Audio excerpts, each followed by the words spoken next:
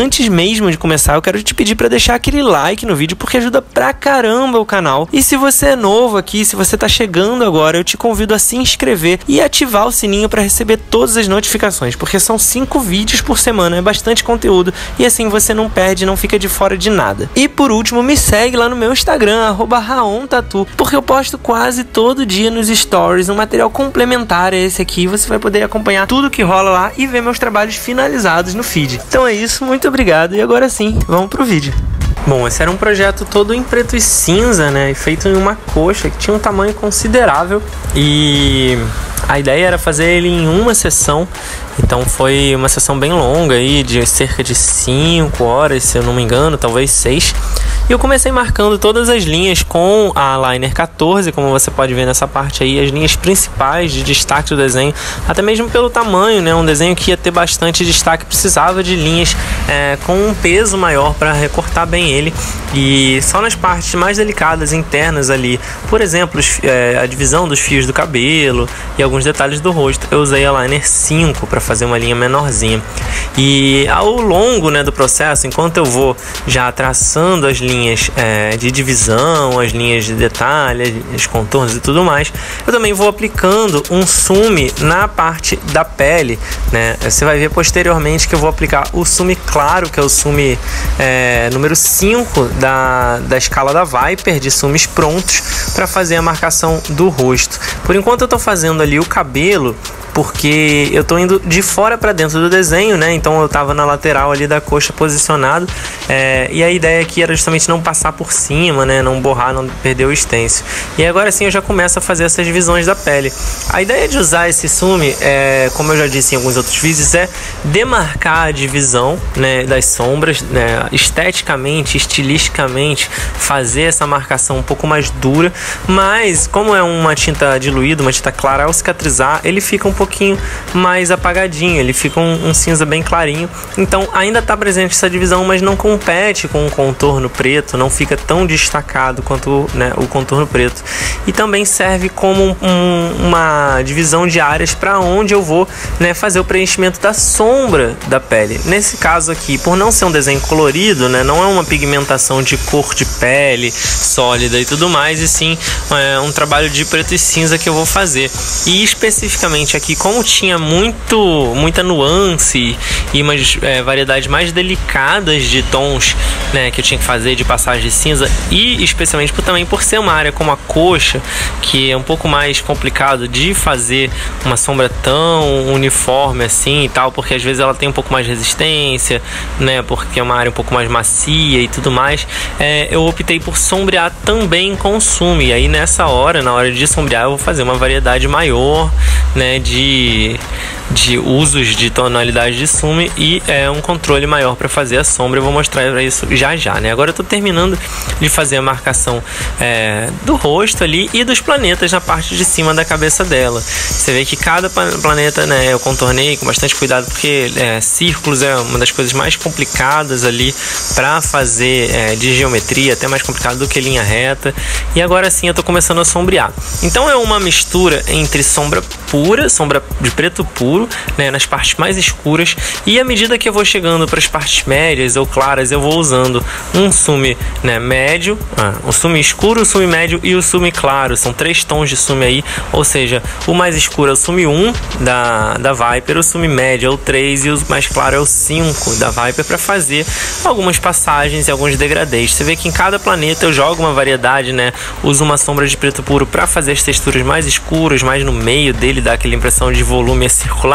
Depois venho com um sume médio ali e às vezes dou um pouquinho de sume claro ali perto dos anéis, onde vai ter um pouco mais de brilho. A mesma coisa eu repeti ali na pele.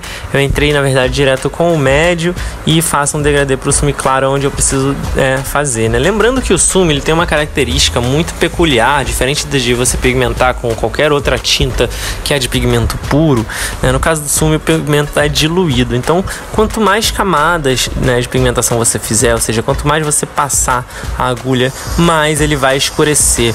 E aí para isso você tem que ter um controle, né, de pressão e de ângulo para você fazer sempre, né, do lugar que você quer mais escuro para o mais claro, aquele pêndulo, aquele degradezinho, né, indo e voltando na mesma direção e com cuidado para não passar do ponto, não escurecer demais, e também com cuidado para deixar para que seja possível, né, fazer o esfumaçado por igual, homogêneo. Então é um pouco mais complicado do que a pigmentação de uma cor sólida fazer a homogeneidade desse cinza.